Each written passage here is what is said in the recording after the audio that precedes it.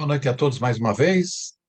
Para mim é uma alegria receber o convite dos irmãos aí do Norte.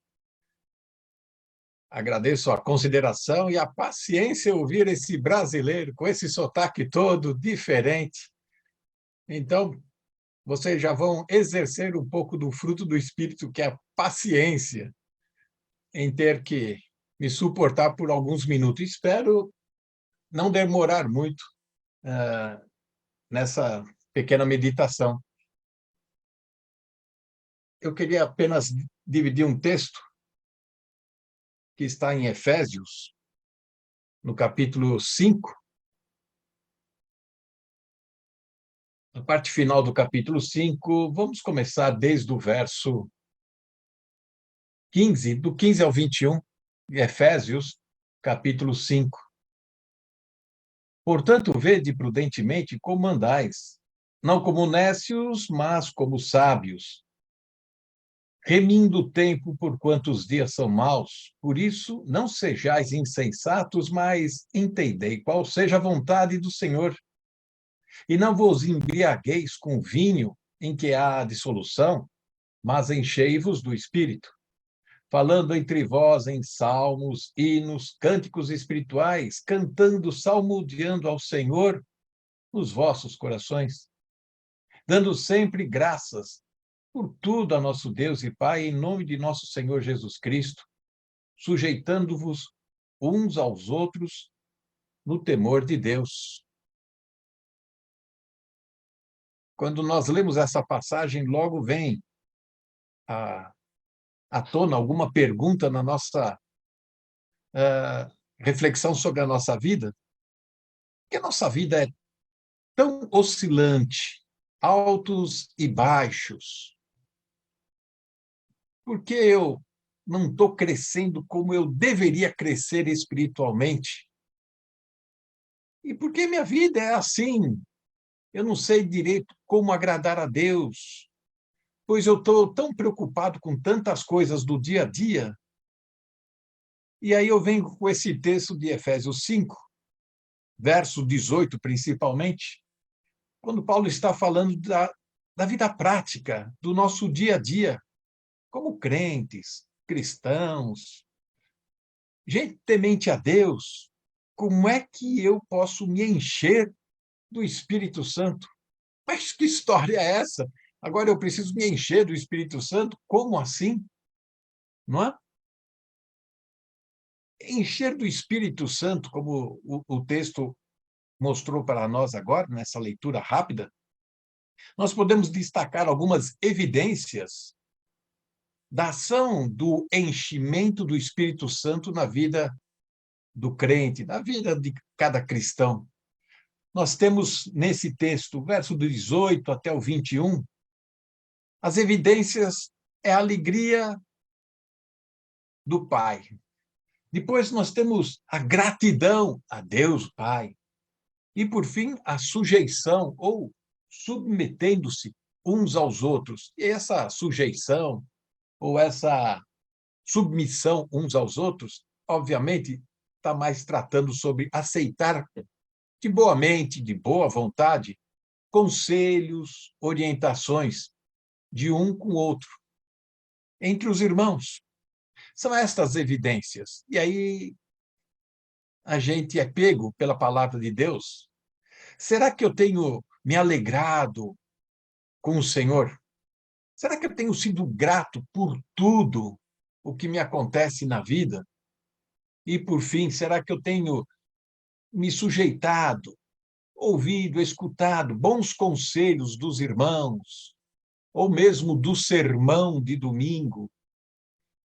Sabemos que quando a palavra de Deus fala que nós, principalmente Efésios, no primeiro capítulo, lá no verso 13, que nós somos selados com o Espírito Santo. E quando a palavra de Deus fala que nós somos selados, que nós somos até ungidos com o Espírito Santo, isso acontece uma vez só quando nós passamos a crer na obra de Cristo lá na cruz. Então, ser selado, ser ungido, acontece uma vez só. E o Espírito Santo, que não é uma fumacinha, Também não é nenhuma energia, um choque elétrico, mas é a terceira pessoa da Trindade, é a pessoa do próprio Deus, que vem habitar no nosso coração, na vida do crente. E outra pergunta, hoje eu vim para fazer perguntas. Se as respostas vão ser adequadas. Outra pergunta é como nós estamos tratando este hóspede divino que vem habitar no nosso coração. E olhando o perfil, o caráter de Deus, desde o Antigo Testamento, nós vamos ver que Deus é muito paciente, amoroso, misericordioso. Então, esse hóspede divino que mora no nosso coração, ele não vem invadindo a nossa vida e querendo se apossar de todas as coisas, mas ele, com uma profunda delicadeza, educação, vem morar com a gente e encontra dentro a velha natureza. E aí que começa, então, digamos assim, o nosso conflito. Começa aí, então, a nossa oscilação na vida espiritual, porque a gente muitas vezes quer dar mais a Deus, quer fazer muito mais, e por vezes acabamos não saindo nem do papel, nenhuma ideia sobre as coisas de Deus. Agora, quando falamos em enchimento do Espírito Santo, eu preciso me encher mais com o Espírito de Deus. Isso não quer dizer que precisamos ter mais do Espírito Santo na nossa vida. O Evangelho de João, capítulo 3, lá no verso 34, diz que Deus não dá o Espírito sobre medida, mas sim que o Espírito Santo quer mais de cada um de nós. Não é nós que precisamos mais do Espírito Santo, é o Espírito Santo que quer mais de cada um de nós. E o crente, como é que ele pode ser, então, enchido? Como é que ele pode cada vez mais buscar viver com gratidão, com alegria, com compreensão um com os outros? Bom, o texto faz um contraste no verso 18. Não vos embriagueis com vinho. E depois ele fala, mas enchei-vos do Espírito Santo. Bom, sabemos que quando a pessoa está sob a influência do álcool, ela perde o controle de si próprio e faz bobagens, ou nem se lembra, ou diz que não se lembra, né? Porque a vergonha é tão grande que ele fala, eu nem lembro, né? Mas o que o texto quer dizer é que, assim como o vinho traz algumas influências ruins, a influência que o Espírito Santo pode trazer na nossa vida, não só benéfico para mim, tão somente, mas influenciar também quem está à nossa volta, na família, no trabalho, na igreja, na vizinhança. Uma outra pergunta: será que nós estamos sendo uma boa influência onde quer que nós estamos caminhando, vivenciando, vivendo? Agora, nós somos como a maré vazante. Uma hora está cheio, uma hora está vazio, uma hora está seco demais, e nós ficamos assim, a desejar. Como se encher do Espírito Santo? Bom, eu tenho duas historinhas para ilustrar e assim ser um pouco mais prático e objetivo na nossa palavra aqui hoje. Uma pessoal, eu sei que não deve ser feito isso, mas eu peço até licença para isso. E outra vai ser uma historinha mais clássica, né? A primeira diz respeito lá em casa, quando eu era miúdo, ou não tão miúdo assim. Quando chegava fim de ano, sempre vinha uma tia que morava no Planalto Central, na capital do Brasil, lá perto de Brasília. E ela vinha aqui para o sul, em São Paulo, porque a família se reunia no Natal, todos os primos. E como eu estava do lado da minha mãe, então era um monte de gente italiana. E você sabe que o italiano é um pouco, né, extravagante demais. E essa tia vinha e ficava em casa. E nós sempre oferecíamos uma edícula, um apartamento lá no fundo da casa, bem arrumadinho, bem feito, ajeitado. Era uma casa grande, e essa casa grande, antiga, era da minha avó, mãe da minha mãe, uma italiana, teimosa. E quando essa tia vinha, era a tia mais jovenzinha de todas, sempre com ideias mais modernas. E aí acontecia o quê? A minha mãe, querendo algumas mudanças naquela casa velha, pedia algumas orientações. Oh, vamos trocar aqui, vamos tirar essa mesa velha, vamos tirar aquele armário antigo de madeira e vamos. A minha avó não deixava. Os antigos não gostam, né, que mexem nas coisas. Mas, com jeito, as coisas foram mudando e se atualizando e ficando melhor. Bom, essa história é para dizer que muitas vezes tratamos assim o Espírito de Deus que vem habitar no nosso coração. Oferecemos o melhor lugar da nossa morada. Nós oferecemos a sala de estar, nós oferecemos o jardim de inverno, mas não queremos que ele fique andando, perambulando pelos corredores, subindo e descendo, entrando pelos quartos, muito menos abrindo os armários e gavetas. Será que vai encontrar algum esqueleto? Não sabemos. Mas é exatamente isso que o Espírito de Deus quer fazer na nossa vida. Uma remodelação, uma atualização, modernização. Jogar coisas velhas, coisas que atrapalham. E que Deus precisa ter esta liberdade. E ele não vai ter essa liberdade se você não der essa permissão. Muitas vezes somos educados demais com Deus. Tratamos Deus no final de semana. Durante a semana eu tenho negócios a tratar. De fim de semana eu sou mais crente. E Deus quer a sua permissão para trabalhar em várias áreas da sua vida. Até naquele quartinho escuro e sujo, precisa ser atualizado, precisa ser arrumado. Bom, não é que o Espírito Santo ele vem invadindo, vai tomar posse e ele vai querer fazer uma revolução. Ele não vai tratar assim. Deus nunca tratou seu povo no Antigo Testamento dessa maneira, mas sempre com jeito, sempre mostrando e contrastando o que o Senhor quer fazer na nossa vida. Portanto, quando nós falamos de enchei-vos com o Espírito Santo de Deus, nós estamos falando em transformação de vida. Deus quer que você tenha uma vida tão melhor daqui 1 ano, daqui 2 anos, e cada vez mais melhorando a sua qualidade de vida espiritual. Sabemos que o corpo ele vai, aos poucos, entrando em decadência, mas é a alma que vai permanecer e que interessa. Muitas vezes estamos restringindo, né, certas partes, e Deus quer, por completo, trabalhar, e isso é encher.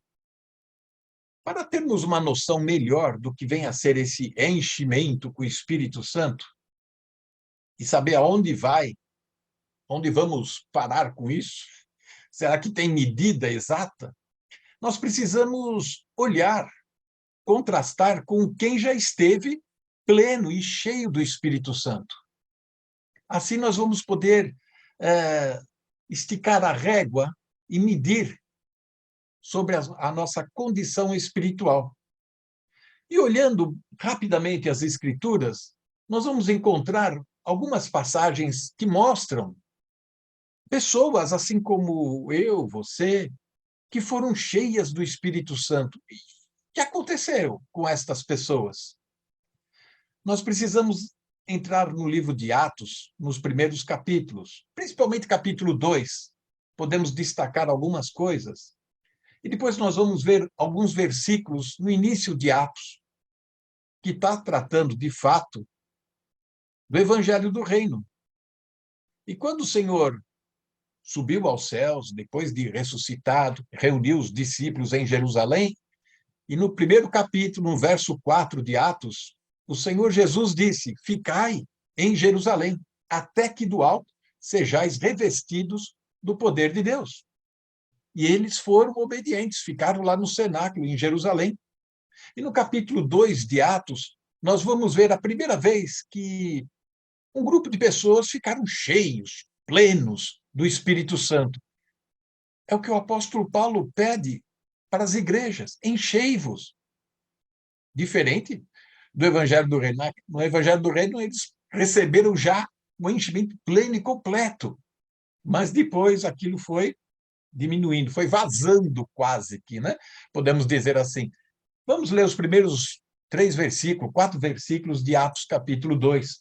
E cumprindo-se o dia de Pentecostes, estavam todos concordemente no mesmo lugar.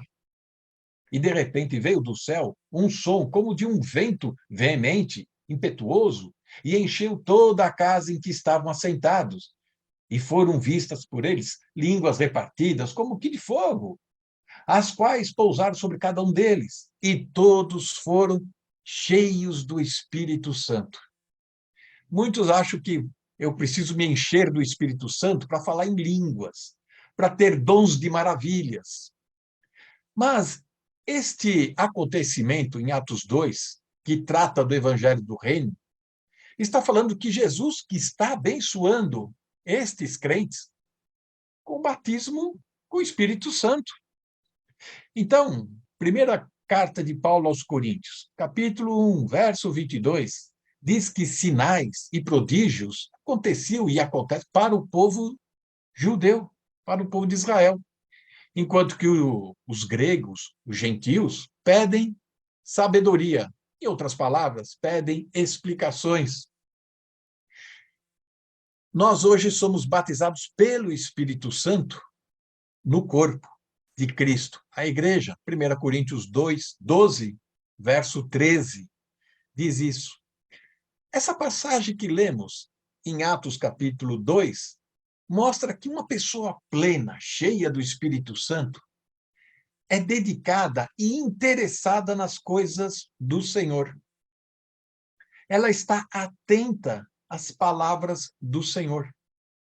Portanto, se você não está com muito interesse em ler as Escrituras, não está com muito interesse em ir à igreja, você já está com o tanque na reserva sobre o Espírito Santo. Você está quase que na seca. Precisa se renovar. Você mesmo precisa reagir, encher-se com o Espírito Santo de Deus, para voltar-se a interessar-se pelas Escrituras, pela Bíblia, pelo culto, pelo convívio com os irmãos. Eles estavam concordemente, juntos, no mesmo lugar, diz Atos capítulo 2. Olhando mais um grupo que estava pleno, cheio do Espírito Santo, que está ainda no Evangelho do Reino, eu sei, Atos 4, no verso 31, nós vamos encontrar os discípulos exultantes, alegres, porque Deus estava operando no meio deles. E o verso 31 do capítulo 4 de Atos diz: E tendo orado, moveu-se o lugar onde que estavam reunidos. Todos foram cheios do Espírito Santo. Ocupando-se com a oração, ocupando-se com o estudo da palavra de Deus, vai haver alegria, vai haver gratidão, vai haver essa sujeição, essa comunhão uns com os outros. Isso é encher-se com o Espírito Santo. Não é uma reunião única, onde você vai, hoje eu vou numa reunião especial, onde vão tratar sobre encher-se com o Espírito Santo. E eu vou voltar assim, um pouco mais gordo, vou voltar um pouco mais satisfeito, recheado. Não é assim que acontece, deveria, mas não é assim que acontece. É um processo que nós não podemos menosprezar. Atos capítulo 6, mais essa passagem, depois a gente segue em frente. Verso 3.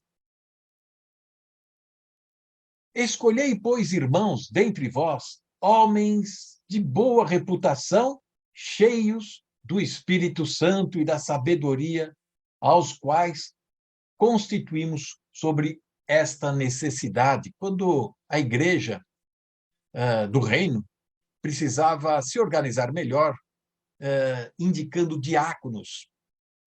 Precisavam estar cheios do Espírito de Deus. Ninguém vai servir na igreja, ninguém vai servir ou dar atenção aos irmãos se não tiver cheio do Espírito.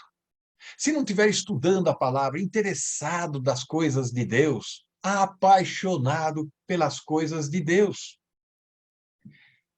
Eu quero trazer uma ilustração, não sei, ela é um pouco falha, mas ela ajuda a entender um pouco. Eu gosto de andar de bike, bicicleta. Sim, sim, é perigoso, eu sei, mas ainda não caí com ela. Mas eu tinha, antigamente, na bicicleta, uma lanterna para iluminar, pelo menos os carros que vêm no contrafluxo, para não me pegar, né? Eu sei que meu cabelo branco chama atenção, mas... E eu colocava pilhas na minha lanterninha. E a pilha vinha cheia, carregada. Só que passava 2, 3 dias, ela já estava fraca, porque a pilha ia perdendo a sua energia. Foi então que eu, como estou dentro da casa aqui, no contexto árabe, a minha família é assim, é uma torre de Babel, né? Minha esposa árabe, mãe italiana, pai português, é um negócio aqui. Então, para economizar no preço da pilha, que está ficando cara, eu fui no método antigo. Alguns de vocês devem lembrar que na bicicleta tinha aquele dínamo. Não sei se vocês lembram disso, que é um tamborzinho que fica do lado da roda, a roda vai girando da bicicleta e aquele dínamo vai girando, né? O ímã lá dentro do tamborzinho gira e cria essa eletricidade e acende o farol. E aí a gente vai andando com esse farolzinho. Eu não gasto mais dinheiro com pilha. Olha, uma boa solução, viu? E aí o que acontece? Para eu ter uma lâmpada cheia, para eu ter um foco brilhante, eu preciso pedalar forte para a roda rodar com mais velocidade. Eu sei que tem as suas deficiências, esta ilustração, mas o Evangelho do Reino era aquela lanterna de pilha. Começou com todo o gás e foi perdendo força, porque Deus foi deixando o plano profético do reino de lado e vai tratar agora com a igreja, a graça. Não temos mais templo, não temos mais rituais. E hoje o Espírito Santo, que está no nosso coração, ele precisa ganhar vida. E para isso você precisa produzir, se movimentar. Você precisa agir. Não adianta chegar na igreja e sentar no banco. O banco não vai correr nenhuma eletricidade. Pode ser que tenha algumas igrejas aí que vão te dar um choque, mas não vai resolver o seu problema espiritual. Porém, como é que nós vamos ser preenchidos com o Espírito Santo na prática? Pensando um pouco, nós vamos chegar à conclusão de que tem muita coisa que precisa ser removida da nossa vida para sermos cheios do Espírito Santo de Deus. Bom, talvez você vai pensar assim, bom, alguns pensamentos impuros, alguns motivos indignos que eu acalento no coração, alguns desejos cobiçosos, alguns interesses e ambições egoístas. Estas coisas precisam sair para que o Espírito Santo venha te renovar, te transformar. E você ganhar alegria, gratidão, comunhão com as pessoas, com os irmãos. Mais uma pergunta, né? E como fazer isso? Como eu posso produzir isto? Bom, quando aquela tia ia em casa, a primeira coisa que ela fazia era tirar o tapete que estava velho, só porque foi ganho de uma outra tia-avó. Está na hora de renovar, tirar, limpar, arejar. E assim também devemos fazer na vida. Existe o princípio do deslocamento. Não sei se algum irmão já ouviu isso, mas quem é meio cientista, meio analista, procurador aí de investigador, tem um investigador aí no meio assistindo a nossa mensagem, mas se você pegar pequeno caneco, copo, ele sempre vai estar cheio de alguma coisa. O meu, por exemplo, aqui, ele está cheio de nada. Mas esse nada não quer dizer nada no sentido de estar vazio. Se olhar bem, ele está cheio de ar. Interessante, ele está cheio de ar. Ora, como é que eu vou esvaziar um copo cheio de ar? Ah, mas algo insignificante. Não adianta eu virar ele de ponta cabeça, não adianta eu esfregar um pano para tirar o ar dele, basta eu colocar 1 litro ou menos de água, de sumo, de vinho, mas sem se embriagar com vinho. É assim que Deus vai fazer na nossa vida. Tem gente que está com a vida oca, está cheio de nada, vazia. E nós sabemos no provérbio popular que a cabeça vazia é a oficina do diabo. Então, nós precisamos nos enchermos cada vez mais com as coisas de Deus. Mas este esvaziamento simplesmente não é por estar parado, simplesmente. O Espírito Santo precisa agir e você precisa dar essa permissão, esta vazão para que o Espírito de Deus venha trabalhar na sua vida. Não adianta você abrir a Bíblia de manhã, ler um salmo, exagerando, você lê acho que um versículo e sai correndo. Ele não fica, ele não entra, ele não vai te impregnar, ele não vai produzir mudança na sua vida. A atividade cristã ocupam os nossos pensamentos. Leitura bíblica ocupam. E lemos aqui o capítulo 5 de Efésios, 18, 19 e 20, cantando, salmodiando, né? Hinos. E estes salmos é salmos de poemas. Não o salmo que você vai ver, o Salmo 23, é meu preferido. Não este salmo que o apóstolo está falando. Se ele estivesse falando deste salmo, ele colocaria artigo, né? Os salmos. Mas como ele está falando salmodiando, ora, Davi produziu porque ele teve experiência com Deus. Ele produziu os salmos, debaixo da lei. Agora estamos na graça. E estamos na graça, precisamos experimentar esse enchimento das coisas de Deus. Mas aqui cabe uma tensão. Não estou falando de ativismo na igreja, fazer por fazer, para aparecer, para acontecer. Não, nós estamos falando de uma vida produtiva, dinâmica. No seu lugar, você pode produzir muito. Uma vida de oração, de pesquisa bíblica, de conversação com o irmão. Não precisa demorar muito tempo. Na Idade Média, houve o movimento monástico, e isso foi um fracasso, porque a motivação estava errada. Supunha-se que eu subindo na montanha, me trancando num castelo, numa casa, e ali me dedicar a orações, ficar o dia inteiro com aqueles cantos gregorianos. Isso ia produzir vida espiritual? Não, não ia produzir. A motivação estava errada. Eles estavam querendo sair daquele mundo agressivo, violento. Eles estavam fugindo. E a palavra de Deus, o Senhor Jesus orou, não os tires do mundo, mas livre-os do mal. Eles do mundo não são. Nós estamos no mundo. Portanto, para nos enchermos com as coisas de Deus, nós temos que ter o motivo certo, a razão apropriada para isso. Não vou me alongando muito, mas já quero ir terminando. E assim você vai se animando também, né?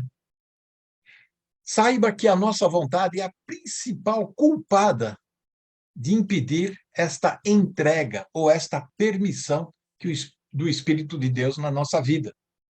Você creu no Senhor Jesus, creu na obra lá da cruz do Calvário. Glória a Deus por isso. Nesse exato momento que você creu, o Espírito veio, selou o teu coração. É garantia de que você é dele no dia do arrebatamento. Mas esse Espírito que está dentro de você precisa agir, precisa te transformar, te melhorar.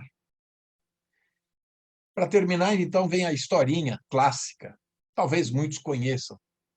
Na Alemanha, no século XIX, 1840, por aí, havia um magnífico órgão de tubo, um dos maiores da Europa, quase 20 mil tubos, e pertencia a uma catedral luterana, lá na Baviera. E até um certo dia entrou um visitante na catedral para ver este famoso órgão de tubo. E olhou e viu o tamanho, a imensidão.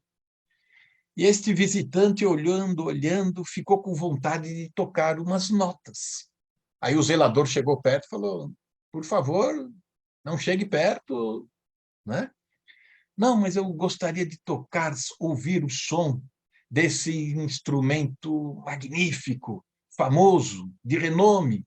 Aí o zelador falou: não, você não é desta catedral, você não pode tocar nem mexer. E, inclusive, já chegou perto demais, faça favor, se afaste. Mas ele insistiu tanto, esse visitante, que ele queria tocar. Aí o zelador viu que ele não ia conseguir se livrar deste incômodo visitante. Falou: tá bom, você vai tocar, mas promete que toca baixinho, para o bispo não ouvir. Bom, a primeira nota que ele deu, 20 mil tubos naquele órgão enorme. É lógico que toda a Baviera ouviu, né?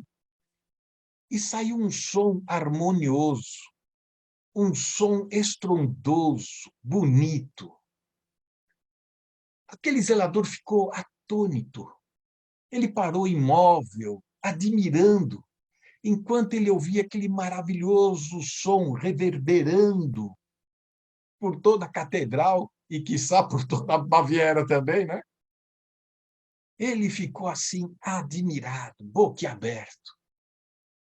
Pasmo, o visitante terminou a sua última nota e foi até breve, muito educado. Aquele zelador chegou perto dele e falou: quem é você? Eu estou aqui impressionado. Eu sou Mendelssohn, aquele compositor famoso da Europa do século XIX. Ele falou: olha, o zelador ficou tão assim constrangido, ficou tão envergonhado. Ele disse: imagine só, eu estava aqui impedindo você, o maior compositor da Europa, de tocar nesse instrumento tão difícil, tão complicado, e que para você foi algo tão simples e que deixou este ambiente tão alegre. Estou tão agradecido. Pois é, muitas vezes estamos nessa situação do zelador. E mais excelente do que este compositor humano famoso, o Mendelssohn, é o Espírito de Deus que entrou no nosso coração quando fomos salvos. E temos nós, como aquele zelador, proibido dele chegar perto, de mover algumas peças, de renovar. Ele é o compositor divino, ele sim precisa sentar na nossa mesa de comando, no nosso painel, e fazer da nossa vida tocar notas bonitas, notas atraentes. Precisamos ser boas influências na vizinhança, dentro da igreja, no trabalho. Todos precisam ver, como diz Paulo em Filipenses 2,15, que resplandeceis como luzeiros neste mundo. Efésios 5,8 aqui, andai como filhos da luz. Para isso precisamos produzir, pedalar, agir, para que o Senhor venha cada vez mais usar a nossa vida para incomodar esse mundo em trevas. Para isso, precisamos nos encher do Espírito Santo de Deus, ficar mais alegre, mais agradecido e mais compreensivo uns com os outros. Que Deus nos abençoe. Amém.